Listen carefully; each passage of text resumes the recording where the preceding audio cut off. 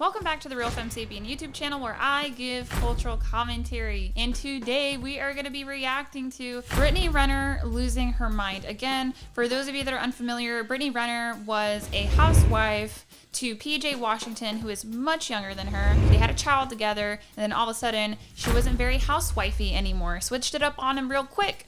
And it's been rumored that she was getting paid exorbitant amounts of child support. That turned out not to be true. She says she gets approximately $2,500 a month. I can't help but think that if she just stayed with PJ, maybe her kid would have a father in the home. Also, she would be making way more than $2,500 a month. But PJ has moved on. He has moved on. He is engaged again. We'll see if he learned his lesson or not. If you like this content, make sure you give it a big thumbs up, subscribe down below, and hit the notification bell. Let's jump into the Brittney Renner continuing drama, the saga.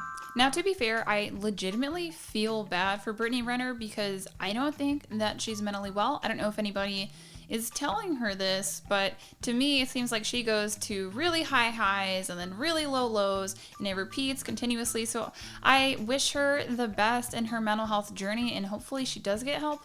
But in the meantime, we can see how, as a modern woman, she continues to dodge accountability and woe is me, when in reality she made a lot of these choices. And I'm not coming from a place of empathy. I can empathize. The situation that she's in must definitely suck. However, I think that there is a lot of deflection going on. So let's give it a whirl. I know I need to do this video. I don't want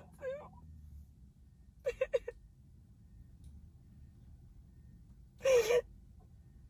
Forgiveness has been a really big theme in my life. I'm gonna get through this video, but I never understood when people said you forgive for you. There are a lot of people that I never even began to remotely forgive in my heart. Like Brittney to Brittney, in private, still holding on to resentment. What was so hard about forgiveness? I mean, we could tell. You don't do Brittney Renner things without having some kind of resentment towards someone. Who that is, I do not know yet. Forgiveness for me was, seems like everybody just moves on with their life. And then here you are, emotionally, you felt like you just did 2 tours in Afghanistan. Arm blown off, forever changed by the events that happened to you. There's an acceptance. No, I don't think you can take finessing an NBA player and turn it into 2 tours in Afghanistan where you're missing limbs. If this is her actual perception of reality, like, this is the opposite of dialectics. Dialectics says that 2 things can be true at the same time. This is someone who thinks in black and white. Again, not healthy. It's part 2 where there are some apologies you'll just never get. And you have to validate yourself. I choose forgiveness because I don't want to keep looping in the same story. Because that same story, like the stories that we tell ourselves about our lives, are the same stories that keep us captive. The things that happen to us shape us, without a doubt. But they don't define us. Your wounds, your war wounds, it just means you showed up and you fought. And that's something to be proud of. I'm so confused. I'm so confused. Brittney, what are you trying to do? Are you trying to help us? Well, it seems that Brittney Renner is 30 years old and trying to impart gems of wisdom upon us, and she says that people have not apologized to her, so she has chosen to forgive people and also to forgive herself. And all of this sounds really good, but in 3 to 6 months, there's going to be another video out there.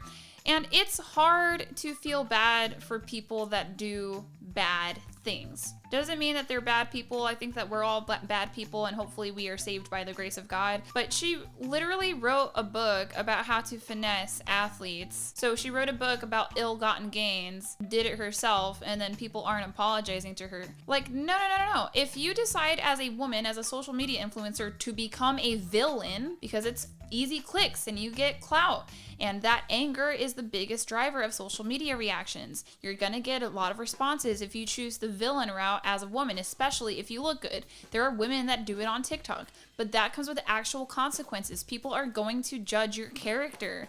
because you sound like someone who likes to do bad things for attention. And some of that stuff you can't take back. And you certainly can't take back a child. You know, the biggest loser in all of this is actually the child that she shares with PJ Washington. And I can't even begin to go into the social media influencer moms out there who I think just spend way too much looking for validation online instead of spending that time and investing it in their children. And those kids are going to be out there in the dating market, and we're all going to have to deal with them. So let me know what you think of this video in the comment section down below. Do you think that Brittney Renner was being sincere, or do you think she's losing it and she needs to chill out? I think she's losing it and she just needs to chill out, because we're going to see a video that's crazy again in 3 to 6 months. She's chosen the villain route, guys. Okay, it's a very unique person that chooses the villain route when it comes to social media. I will see you guys later. Goodbye.